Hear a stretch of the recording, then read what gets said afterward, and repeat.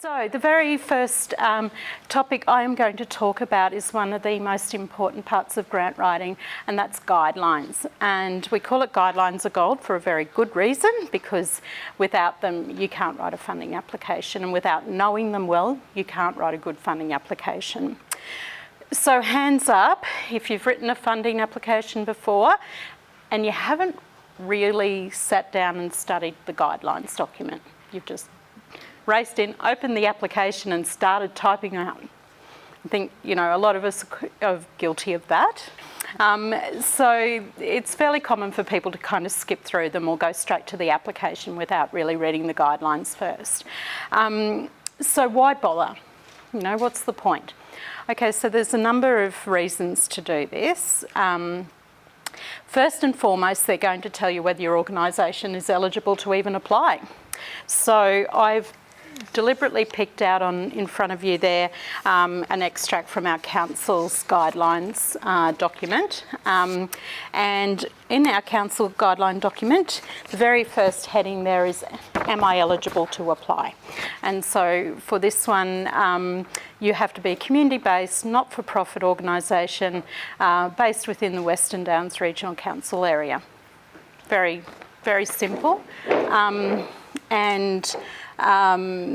Every funding program you apply for will have a heading similar to that to let you know whether you as an organisation are eligible to apply under that funding program. So that's obviously critical, because you don't want to be writing an application if if your organisation's not even eligible to apply.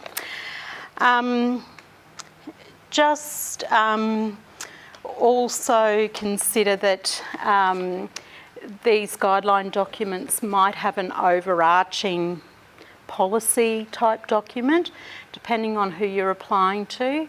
As council, we're a local government, so our Local Government Act dictates that we need a policy, a community grants policy, which influences how our guidelines are written and created. So sometimes that policy document can have some overarching criteria around who they will give grants to or not give grants to.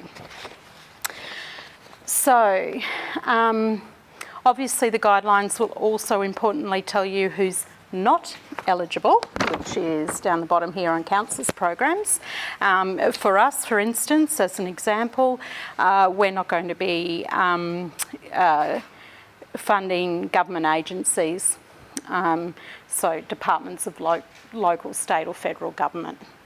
That's not something our council will support, for instance. And again, every program that you have a look at, every guidelines document will be very clear about who they will not support as well.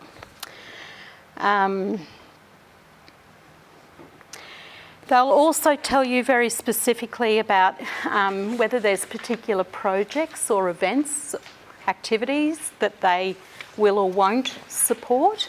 So on the second page, we have a little section there about what projects are not eligible for funding.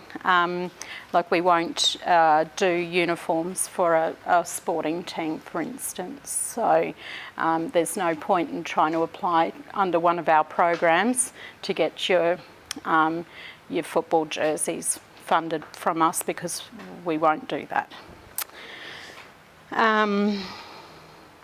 Also, I've included in your document there this one particular program. This is one of council's funding programs. We have a number of funding programs under our community grants guidelines.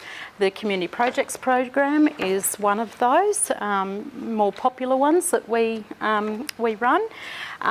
So under there, so our guidelines are diving a little bit deeper here. So again, if you're looking at guidelines, dig deep down to the level that you need to be looking at to determine whether your project or event or whatever will fit the guidelines.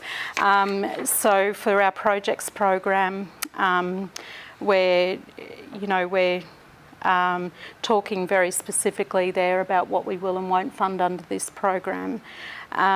We talk about the fact that if you're putting in an application for a project, we'd like to see 2 quotes, that you've actually gone out and sourced a couple of quotes and that they're from local suppliers or providers. And when we say local, we mean Western Downs local. That's very deliberately in there for a good reason, and that's obviously we want to make sure that our community groups are getting value for money and with the quotes that they're receiving, and we also want to see our local providers and contractors benefit as much as possible. It's not always possible to get what you need in the Western Downs, and we acknowledge that, and there's capacity within the application form to tell us if you can't, the reason why. Okay, so just a note here also that, again, reading your guidelines is so important, because some of the funders will say to you that, say your example applying for an event, they might say, we want to know specifically which component of the event we will fund, and you will have to spell out very clearly that you want the money to go towards the children's entertainment, for instance.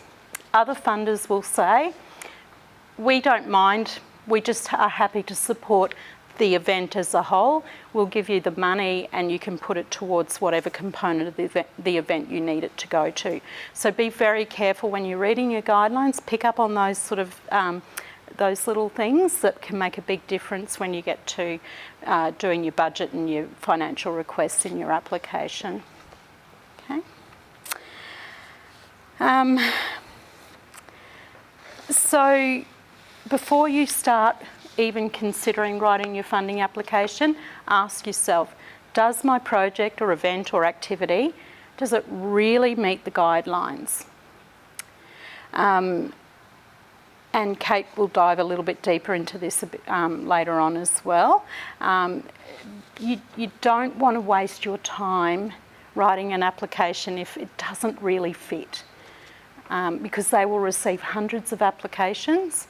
So there'll be others that fit the guidelines really, really well, and they're certainly going to get the look in before you do if yours doesn't really meet the guidelines terribly well.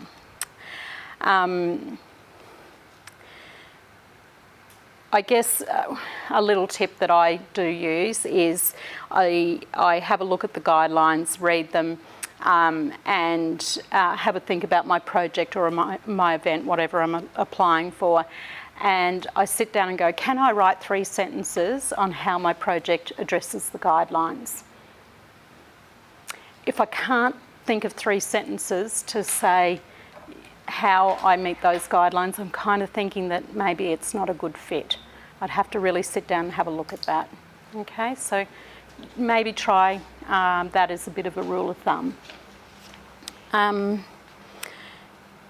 So the other thing that can be really handy when you're looking at guidelines and trying to work out whether your project is something that this funding body will consider is, if you could go to the Gambling Fund website, Sarah, please, is to have a look at the funding body and see if they publish the successful grant recipients from previous rounds. This can be really quite interesting to kind of say, see whether you think that they will actually fund the project that you're looking for. So the Gambling Community Benefit Fund, one of the very common funding programs a lot of our community groups apply to, always list their previous successful grant recipients.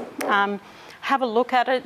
You can go down and you can have a look at the projects that they've funded, the sort of thing that they've considered.